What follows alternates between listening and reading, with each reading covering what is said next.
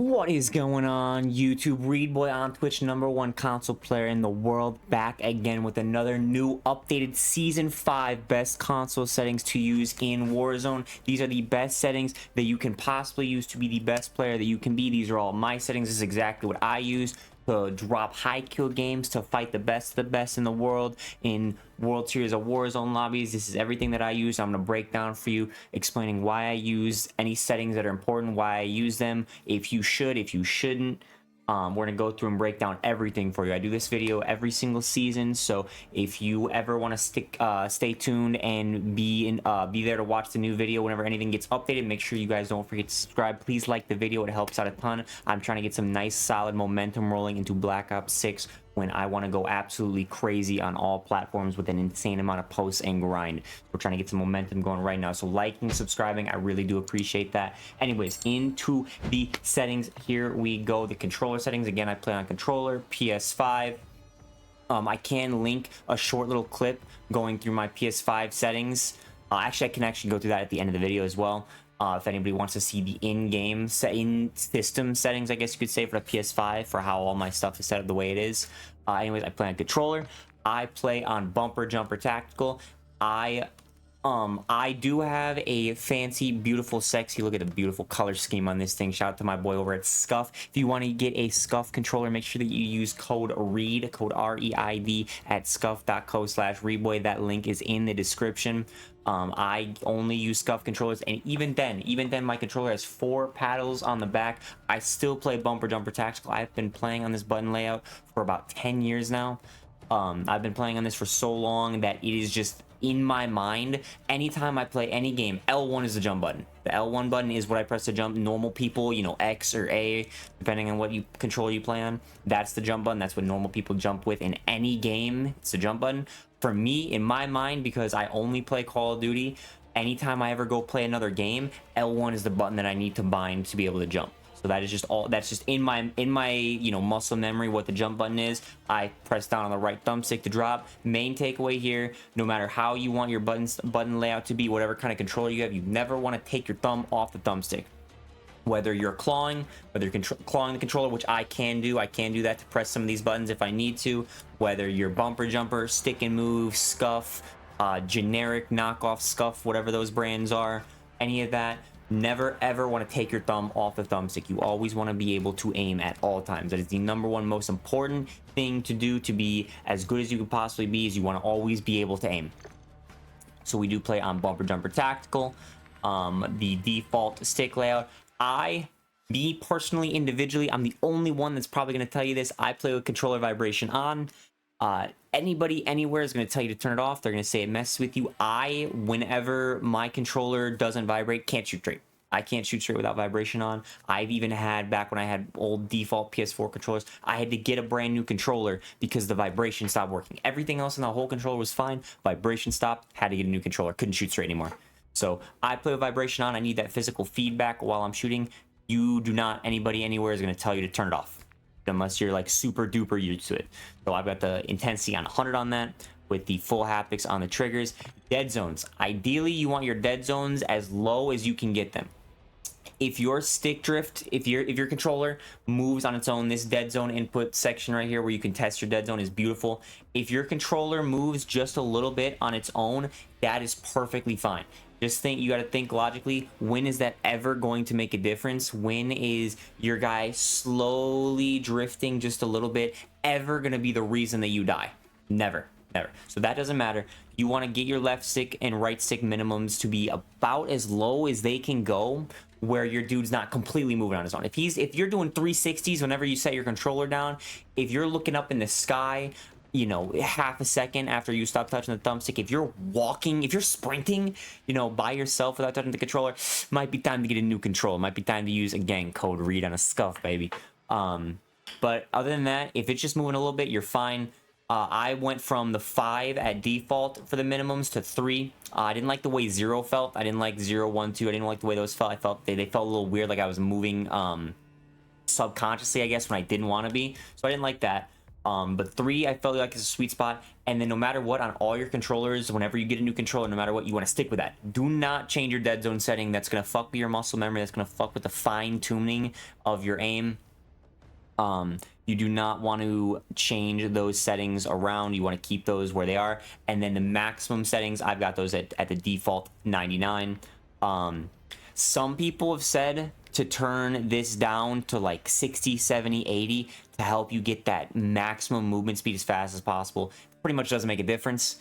If anything, your range of motion to be able to strafe, you know, if you want to make some really fine-tuned jump spots, where you just need to like slowly peek out of a window, your slow peeking ability is going to be very limited if you're trying to be like precise with it. Again, also not a very useful ability to have, but I don't really see any reason to move the max left stick down. And then you definitely want your right max to be at 99. Definitely want that to be at 99. On my controller, I do have the fancy triggers. So this is as far as they go down. That turns them into like mouse click triggers. So I don't need this, but if you play on a default controller that does have just a regular trigger, make sure you move this button dead on all the way down to give you that free reaction time. It allows you to react faster, you pull the trigger faster, you shoot faster. And that's it for the controller settings. Onto the aiming settings. So I play on a different horizontal and vertical sensitivity. I play on 7 horizontal, 5 vertical. This started way back. We went from jetpack Call of Duty games where I played on a 7 sensitivity, just 7 across the board, to World War II, Call of Duty World War II, where I didn't have to have jetpacks flying around up, down, left, right, looking all over the place all the time. I never had to look up and down more than a second, maybe a third story window. So vertically, I did not really ever have to move, and it never was fast. I turned my sensitivity down. I felt like it allowed 2 things. It allowed me to be way more precise when people are on head glitches, when you can only see, you know, less than half their body, when the only thing you can see is their head. It allowed me to be way more precise with that. And then also with snipers, it allowed me to be more, again, precise with the, you know, getting headshots, aiming higher, not getting hit markers type situation. That was back then. Now, Warzone, verticality is back. It's not as severe as jetpacks, but you do have people flying up, down, left, and right a lot more. There are times when, you know, I have to look up to a 10-story building and it just takes forever. It looks like I'm moving in slow motion when I look up and look back down. So it is a struggle. So if you are completely starting new, I would not recommend you to go with a different horizontal and vertical sensitivity. I wouldn't recommend it. But it is not a terrible thing. It's not like a bad, especially if you already have it, if it's already like in your muscle memory, that's fine. If I was recommending starting brand new, looking for some settings to go, I would just go with 7. One other point I want to make is your lowest, the absolute bare minimum sensitivity you want to be on is 5. 5 is the absolute lowest you should go. At that point, you do get to be, like, the lower your sensitivity, the more precise you're going to be, the more easier it is to control your aim. But when you go too low, you turn so slow that it's just not worth it anymore. It hurts you more than it's helping you. So 5 is the minimum I would go. And then on the opposite side of things, you do not want to play 2020. If you want to be as good as you can be, you do not want to have, you know, a max sensitivity, a very high sensitivity. You don't want to be on any of this. If you want to be as good as you can be at this game, at Warzone, Call of Duty, any of that, the most important thing, my number one thing, is hitting every bullet at all times. That's one thing that it doesn't separate the pros. Every pro can do that. Everybody who's really, really good at the game can hit every bullet all the time from a very far distance away. That's because they don't play on a ridiculously high sensitivity.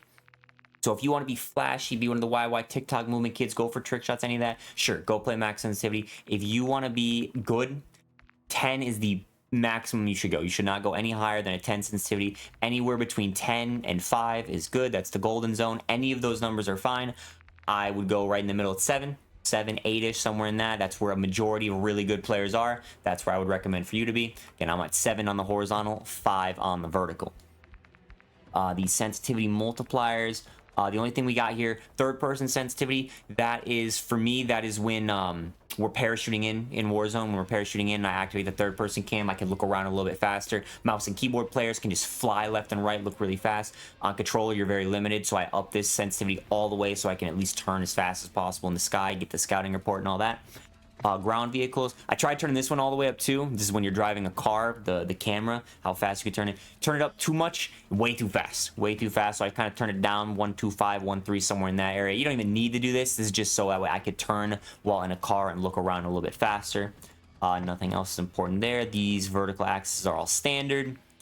Tack stance sensitivities, for anybody who doesn't know what tack stance is, when you aim down sights and press down on the D-pad, when you kind of hold your gun all sideways, like he's doing in this picture right here, it's like a combo between aiming down sights and hip firing. It's like a little middle ground. So I go with a middle ground sensitivity multiplier. I generally play in the 0.8s. We'll get to that in a second. But the 0.9 is like the middle ground between, you know, default 1 of running around sensitivity and then 0.8 of aiming down sights. 0.9 is where I'm at. The aim response curve, these are all personal preference. A lot of people are going to say, oh, linear is the best. Oh, dynamic's the best. This is better. No, this is better. It's personal preference. It's you. What you like better. I recommend, nobody really advocates for standard, but you should try it. I say you try all 3 out. Use all 3 of these response curves. Go into a private match. Shoot some bots. Shoot some long-range bots. Shoot people in the firing range. Play for a day on all of them. See which one feels the best to you. Whatever one feels the best, it feels the most natural to you, pick that one, use that one. Stick with it. Don't change it. Don't change it back and forth. That's just going to mess with your aim. You just want to pick whichever one feels the most natural to you and build upon that. Again, the whole goal of the settings video, everything you're trying to do here, you want to get your foundation laid out, your settings, and then the more you play, the more you practice, the more you're going to build upon that foundation. As long as you have a good foundation, you have a good steady base to build upon, you're going to get better. The more you play, the more you practice the game, just like any other activity, hobby, sport, anything like that. Practice makes perfect. The aim response slope curve. So some people have messed this. This is kind of a newer setting in MW3, this iteration of Warzone. I don't really mess with it too much, especially because there's no curve on a linear. Linear is just a straight line.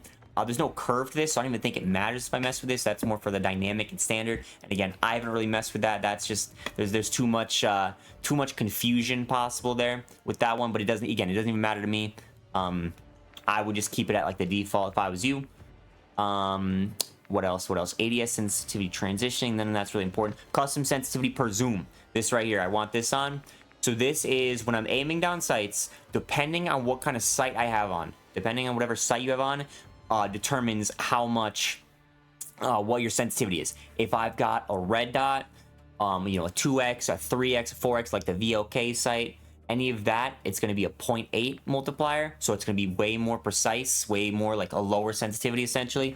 And then when I have the more high zoomed in sights, think sniper scopes, when you got your sniper scopes and your really zoomed in optics, it's going to be at the 0.9. It's going to be a little bit faster because those sights are already zoomed in. They're already more precise.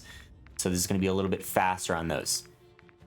Again, you can kind of tweak these however you want them to be. You can kind of customize these a little bit. You don't have to.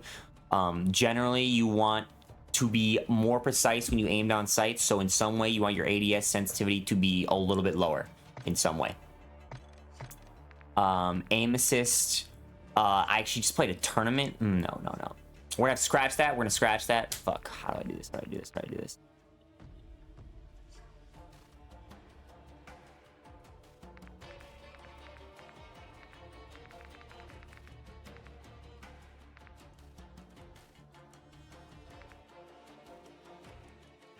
There we go. Okay. ADS trend. Yeah, no, that's important. All right, custom sensitivity per zoom. Oh, wait, fuck. Hold on. All right, we're right there. All right, custom sensitivity per zoom. Yeah. So I'm gonna lose it. Right? I'm gonna lose it. Breather. A little water reset. I don't got no water to drink. That's what's up. Recorded this video 100 times. I'm so fucking sick of it. Custom sensitivity per zoom. So this is where the 0.8 comes in. This is where the low zoom up to 5x. So your iron sights, red dot sight, VOK sight, all the way up to 5 times sights. My multiplier is a 0.8, so it's going to make your aim slower. It's going to lower your sense when you're aiming down sights with those sights. And then the 6, 7, 8, 9 high zoom, these are your sniper scopes, your long range sights. These are going to be a little bit faster than those 0.8s. They're already more fine-tuned precise because they're really zoomed in. So this allows you to move just a little bit quicker Again, these are very, very personal, however you want these to go. However you want these settings to be at, you can customize them fully. Main thing you want to take away here is you want to be more precise when aiming down sights than when you're just running around hip firing and not aiming down sights. You want to be precise, so this kind of lowers your sensitivity. So I would definitely turn some of these down to some extent below 1, but you can get a little, you know, whatever you prefer there. You can copy mine perfectly. You can go a little higher, a little lower, whatever you want to go with. Then we've got aim assist. Everybody knows aim assist is cheating. Only cheaters use aim assist. It's basically just aimbot nowadays. Anybody who is actually good at the game shouldn't be using aim assist. All your favorite streamers that are too scared to turn off aim assist, they just know that they need it. They need the game to aim for them to be good. You go up to your favorite streamer, you type in their chat, their favorite streamer, your YouTuber, whatever, you ask them to turn off aim assist. If they're too scared to do it, you know why. You know, Reidboyy doesn't use aim assist. He's still really, really good at the game. Cheaters need the aim assist to do the work for them, basically speaking. Anyways, if you were to use aim assist, though, default is definitely the one to use. And then the motion sensor behavior, we don't use that. Onto the gameplay settings. Automatic tactical sprint, absolute necessity in this game. You definitely need to have ATS on. That's what I'm referred to as ATS, auto tac sprint.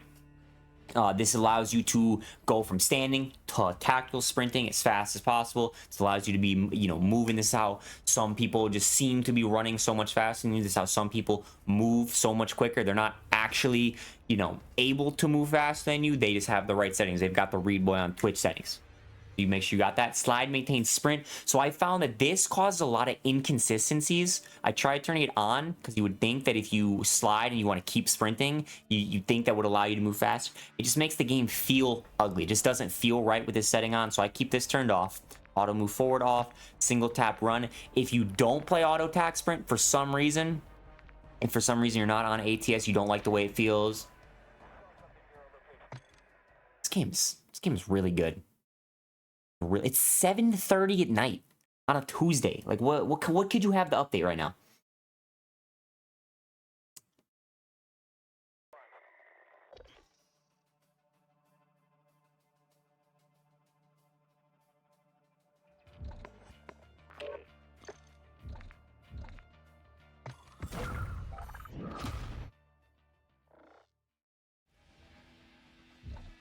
This game is so good. This game is so good. All right, we're good. Back to the settings. Okay. If you do not want to use auto tac sprint for whatever reason, you know, you like shotguns, you like akimbos, you don't like the way it feels, whatever reason, you want to for sure be on single tap run. Single tap run allows you to only have to click the stick in once to hit tactical sprint. So rather than, you know, sprinting and then clicking again to tactical sprint, which just takes a ton of extra time and absolutely wears down both your thumbs and your controller, your left thumbstick, single tap run allows you to only need to click it once to be able to hit that maximum movement speed. There is never ever a situation where you want to just sprint regularly, but you don't want a tactical sprint running for some reason. I don't know why it's called that. Yeah, there's times when you want to walk forward, and I totally get that if you don't want to play auto tac sprint. There's times when it's nice to be able to just walk forward slowly, bot walk as we call it, and then there's times when you want to be sprinting as fast as you can. There's never like a middle ground when you want to just kind of be jogging lightly. So single tab run is definitely the setting you want on. Grounded mantle, we've got that turned off. Automatic airborne mantle. So in the get high parkour mode that came out recently, we turned this on. We turned this on to help out with mantling on top of stuff. And honestly, I kind of like the way it feels. I have yet to mantle in the middle of a gunfight that has gotten me killed. That is yet to happen. I said as soon as that happens one time, I'm turning the setting off. I've had the setting on for weeks now and have yet to have that happen. So this is worth it. It allows you to jump into windows, mantle onto things just a little bit easier. It's a little bit more consistent with that. Still struggle. My operator's still morbidly obese while I run around the game, but this at least helps it make it a little bit easier. Slide dive behavior. So in that mode, I switched to hybrid. I tried to get used to playing on hybrid because it is beneficial if you can dive and slide. If you have both options, there are times when you want to dive off a roof to make a little bit of extra distance. That's the only situation ever when you want to dive. Other than that, sliding is always going to be more useful, but diving off a roof can give you a little bit of extra distance on a jump. Then I went over into the game and actually like played with it, and it's just there's too many times, even being used to it, there's just too many times when you dive when you don't want to. There's just it's just not worth it. There's never a situation where diving is going to help you win a gunfight. You know, diving in the middle of shooting at somebody, it's never going to work. It's only going to get you killed. So I determined it's just not worth it. It's not worth it to have dive on at all. So I just play with slide only. The slide feels nice, fast, responsive, and I never ever ever dive when I don't want to. Plunging underwater, we've got that set to free. Parachute automatic behavior, you want that off? You want to turn that off? You will, I do it, you will break your ankles. It is going to happen. You're gonna break your ankles. Just, you know, accept your L and move on. It is way more worth it to get to the ground, get as low as you possibly can before pulling your chute. And this setting allows it. If you have parachute automatic behavior on in any way, you're gonna pull your chute in way above the ground, way above where you need to. And anybody who has the auto deploy off, they're gonna get the ground. They're either gonna turn around and shoot you, or they're gonna grab the gun and shoot you. So you want to get to the ground as fast as possible, even in the 1, 2, 3 times, you know, whatever, how often you break your ankles, just accept that. This is very much a worth it setting to have on. Sprinting door bash on. You want to be able to bust through doors. Ledge climb behavior, movement base. That way you can get off the ledge as fast as possible when you mantle on when you don't want to. Gas mask activation manual. I've got this on. What do we got here? Any other important settings? No, we'll just slide through all these real quick. No. Weapon mount activation. So mounting on walls, windows, doors, whatever, it literally gets rid of recoil. It makes your gun be even more of a laser beam. So one thing that you can do here, you want this on. You definitely want this setting on. You do not want it to be off. With the other 3 settings, when determining which one you want, you got to realize there are times when you could be double tapping the aim down sight button and accidentally mount onto a wall when you don't want to. So double tap ADS doesn't work, and you don't want ADS on, where if you just ADS and you're near a wall, you're going to automatically mount onto it. You do not want that on. That is going to absolutely mess up your aim multiple times in a game even. That's not worth it. You are never going to accidentally aim down sights and melee. Like, that's just, you're not doing that on accident. So that's a very easy way to just mount onto something when you want to and only when you want to.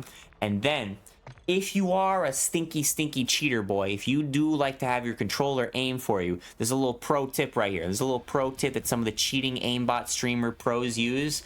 Turn the weapon mount exit delay to off. So what this is going to do is when you mount onto a wall, I can actually even show you. We'll go turn the aim assist on. We'll go turn the aim assist on to show you what this does here. Go into the firing range. When you mount onto a wall, I'm going to try and show you. Mount like this, and then you can hold your thumbstick in any direction, so that way you're getting that rotational aim assist that gives you extra aimbot. You see, like when you're moving the thumbstick, the aimbot just kicks in even harder. And you can mount up on a wall and not have to move. You don't move, but you still get that extra rotational aim assist. If you don't touch your thumbstick while doing this, you still get normal aim assist, but not the rotational aim assist that all the fat nerd boys call it. But that is a nice beneficial setting to have on. A little pro tip if you do use that aimbot assist. Where else are we? Interact reload behavior, prioritize interact. This literally allows you to pick things up off the ground faster. You do not want to have to hold to grab things up on the ground. Prioritize interact allows you to, if you see a giant pile of loot on the ground, you just spam the button and you are just picking it all up instantly. So you want that for sure. Armor plate behavior, apply all. Another little pro tip when you do this, when you go to put in plates, when you're plating up, if you want to cancel your plates, I found that if you cancel it with the plate button, which is also the weapon swap button, you will just have a completely random one of your 2 guns in your hand. There is no way to tell what gun is going to come in your hand. It's just whatever gun the game feels like giving you. If you cancel the plate button with your melee button, whatever gun you had in your hand is going to be the same gun that's going to be in your hand. So that's just a little pro tip right there. When you're plating up, if you just have to cancel the animation for whatever reason, melee, do not cancel it with the plate button. cancel it with the melee button, so you keep whatever gun. That way you know what gun is going to be in your hand. You can melee and then swap guns, but if you just cancel with the plate button, you're just guessing whatever gun's going to be in your hand. And if you have something like a sniper and you're in a close range situation, that can be the reason you die. That's another little pro tip right there. Anything else here? Anything important? Manual fire behavior. This setting right here. You need this to be on press. I've seen a couple clickbait clips on TikTok and Twitter talk about if you set this to hold, if you're using a burst gun, you can fire it in full auto. Yeah, while yes, that might be true, the most important thing, the spawn pistol that you drop in with, if you have this set to hold, you shoot so slow. You are never going to win a gunfight. And you drop in with that pistol every single game. A majority of games are going to need to use it. And if you shoot ridiculously slow, you're going to die every time. So you want this manual fire behavior to be on press. That way you can make sure you shoot that pistol as fast as your little trigger finger can desire. Kimbo Behavior paired is a newer setting. This way, when you have a Kimbo guns, I don't know about you guys, my fingers don't shoot at the same speed. My fingers get all out of sync when I'm trying to shoot at Kimbos. This is nice and easy. This allows you to just press one button, shoot both guns at the same time. Super simple, super easy. Anything else? Any other important settings in here? Nothing. Nope.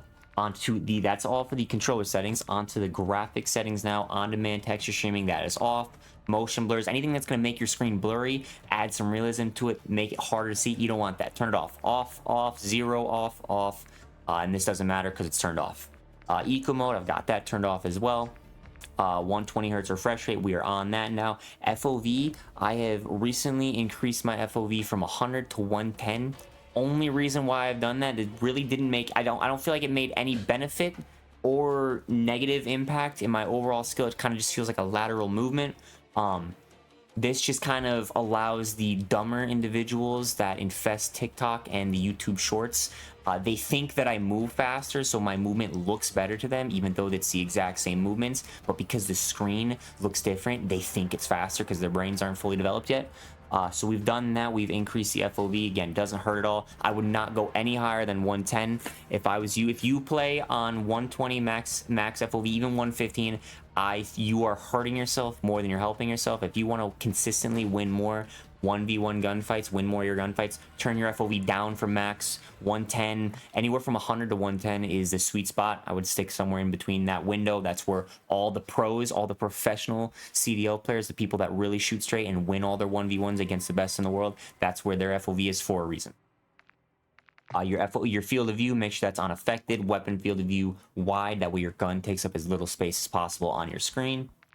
Third person field of view, again, that's like when you're parachuting in. We've got that set to 90 as high as possible. There's no shooting going on when you're parachuting in the sky, so we got that.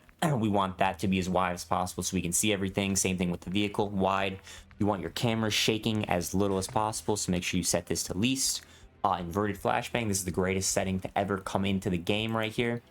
Basically, instead of being flashbanged and your screen going completely white and blinding you like the sun is sitting 3 feet in front of your face, it takes your screen completely black. Absolutely saves yourself from getting some kind of surgery because you are blind at the age of 30. It's going to scare you the first couple times that you turn this setting on. You're going to think your game crashed because your screen is just going to shut off completely until the flashbang wears off, but it is definitely a worth it setting to put on. Brightness and safe area, those are kind of more specific to your monitor. That is it for the graphics settings. Audio settings, we are almost done cleaning up. The console cheat code. The console cheat code audio setting, soundbar. Make sure you throw that soundbar setting on. That is the absolute W. That makes it super, super easy to hear footsteps while on console. That doesn't matter. Yeah, I was able to download the Art is War corny third-party PC audio that all the PC nerds use. Absolutely hate the way it sounds. It sounds like a horse took a shit in your ear. So I hate the way that sounds, so I deleted it instantly. Soundbar is just as good, just as beautiful. You should be able to hear everything very, very easily, no problem, as long as you've got everything else in your setup set up properly. Volume settings, I got my master game volume set to 100. One thing I heard, I still have not tried this out myself, but you can try it out if you want and let me know how it works. Somebody once advised me to turn your master game volume down to like 40 or 50, 30 even, and turn, if you have like a mix amp or something, turn your headset volume way up. They said this helps with footsteps and, you know, the important audio in the game. I haven't tried it myself yet, so I have no idea. I'm not going to vouch for it for you, but if you want to try it, go right ahead. Gameplay music volume, I have recently turned this down to 0. I only have it set to 40 right now to give some background noise for this video. Normally it's set to 0, so there's no random music playing in my ear while I'm trying to hear important audio in game. Dialogue volume, that is the audio of the announcer that's in your head calling out all sorts of random stuff in game, but there are important things that he does call out, you know, enemy inbound, streak on you, enemy UAV, you know, 5 people left, anything like that. So he does give important information, which is why you don't want to have that turn to 0, but you don't want that the talking in your ear to overpower the sound of footsteps, so make sure you turn that down a little bit. The rest of the volume's all 100. Cinematic music is never going to negatively affect you. War tracks is how I play music in my vehicles when I get in them. Beautiful, love it. This is how I'm playing Lachona when I hop in an ATV. Voice chat volume, I've got this set to 40. You'll see why in a second. I've got this set to 40, so that way if anybody has a ridiculously loud mic in game chat, it doesn't deafen me. It doesn't make me go absolutely deaf because you can't hear anything. I definitely recommend you do that. If you haven't run into somebody who's got a really loud game chat mic playing static in it, you don't want to if your volume's at 100. I promise you don't want to. So make sure you turn this down. I've got it set to 40 where I can still hear everything people are saying, but it doesn't overpower the sound of footsteps. Last word, the death comms, I've got that on. Prox chat, you want that on as well. This right here. So I've got my mic. I have my in-game mic set to have the absolute worst settings it can possibly have. I've got it set to sound as horrible as possible. I'm going to give you a real quick volume warning. This is going to be really loud, so turn your volume down right now real quick, and I will show you what this mic sounds like. Mic check, testing, 1 2 1 2. Is this thing on? Can you hear me? And this is with the voice chat volume only at 40. It can get a lot louder.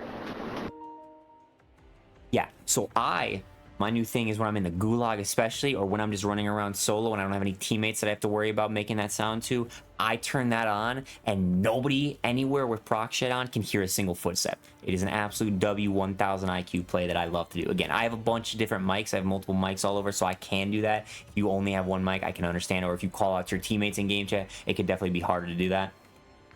Subtitles, I've got those turned on for no reason other than it bothers people. Mono audio, you want that turned off. The tinnitus sound effect doesn't bother me. War tracks, I've got those on. Hit markers are classic. That's it for the audio settings. We're almost done. On to the last set, the interface. Subtitles, again, those are all on. Color customization. Now this is how my game does look so nice compared to other PS5 people. The one other thing is for you guys, what you guys see, it's a little bit different than my monitor. I've got the saturation increased slightly and sharpness increased a little bit on just the stream and YouTube videos. Again, that's just for you guys, so that way it looks a lot better for you. I don't think even if I could do that, I don't really feel like doing all that. It doesn't make that big of a difference. But that's how my gameplay pops and looks a little bit better. These are all my other color settings if you want to worry about that. I do have color filter 2.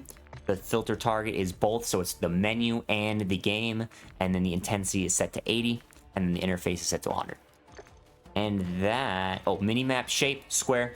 As you can see right here, you can literally see more on your minimap with it shaped as a square. So you want to make sure that again is shaped as a square, so you can see as much of that information on it as possible. Minimap rotates with you. Horizontal compass. A lot of teammates, a lot of BR teammates call out using the cardinal directions: north, south, east, west, 345, 330, any of that. So you definitely want that to be on. And then another thing too, not really as relevant anymore, because red dots show up on the minimap, but if they don't, if you have a counter UAV up or something for some reason, if somebody is shooting on the minimap with an unsuppressed gun, they show up as a red dot on this compass. Something that's been a thing for a while now. Red dots will always show up on the compass. If you ever hear shooting and look in the direction, you'll be able to see directly exactly where the shooting is coming from on the compass. At least that was a thing. I don't know if it's still a thing. I don't use it anymore, but it doesn't hurt to have it on. Crosshairs, definitely want your crosshairs on. Definitely want them on, and most people don't want their crosshairs bobbing left and right, up and down, and moving around, so you want them static, so that way they stay in one spot at all times. This especially helps you, I mean, I use it. This especially helps you the center dot as well. Especially helps you if you're trying to work on your centering. keep a conscious mind of where that dot is at all times, and you always want it to be in the right spots. You know, if you're running around a corner, rather than centering on the door, centering on the ground, rather center on the doorway where somebody might be, rather than centering on a wall right here, centering in this window where somebody might pop out of. Nobody's gonna pop out of the wall randomly out of nowhere. They might pop out of a window. So it allows you to be more conscious of where the center, you know, exact center dot of your screen is. So I definitely recommend turning that on as well. Again, even I use that at the high level that I play at. Hit markers, you want those on. Definitely want to hit the, you know, the visual feedback on your screen when you're shooting somebody. And then another thing here too, you want the red hit markers on, the damage based hit markers. The one only real reason why I can tell you that would benefit you, obviously if you're shooting somebody and you stop getting hit markers, they're going to be dead if you don't have those on, but it allows you to know when you're killing somebody. And then if you do get a kill for somebody, you just see a red hit marker and then you see another hit marker. That lets you know that you're hitting somebody else. There's more than just the one guy you just killed there. So damage-based hit markers are definitely beneficial. Player names, yeah, as big as possible so you can see them. Anything else here? That's just multiplayer. This is the telemetry that pops up in the top left, so you can see your ping and your packet loss. I've got it on so that way you guys can see what time of day my gameplays happen. I turned the clock on recently. Yeah, you definitely turn these on. They don't take up much space in the top left corner of your screen. They give you some information so that way you can know, you know, if you're lagging or something, or if you're on a bad server. And that right there will do it. That is the #1 console player in all of Warzone. Settings, PS5 settings, all the good stuff. I can actually, real quick, I will go through in the PS5 menu settings so you guys can see what my sound settings are. Again, that's that game chat mic, the USB headset, that right there, audio output. I'm playing on the AV amplifier HDMI device type. See right there, we've got the AV amplifier. I've tried a bunch of different things recently. I've gone through so much with all my audio settings, trying to make everything, you know, work. Everything broke a few months ago. I went through so much trying to get it all back, and this is the stuff that sounds the absolute best. I can hear footsteps very, very easily with this setup with the Astro A40s, the old gray mix amp, linear PCM for the audio format, and then the screen and video settings as well. I'm on, it doesn't show in the menu. I'm on 1440, 120. Yeah, resolution says 1440. All M off, VRR off, HDR off, all that stuff that's just going to make the game look more realistic but take away from performance. You want all that off. And that's everything. There you go, #1 console player settings video. Again, don't forget to like the video, subscribe if you're new. I really do appreciate it. It does help out a ton. We're trying to get some good momentum going, getting ready leading up to Black Ops 6. Feel free, don't forget to check out the other videos on the channel if you want good class setups, high kill gameplays, crazy clips, anything like that. Don't forget to check it out. You guys have a blessed one.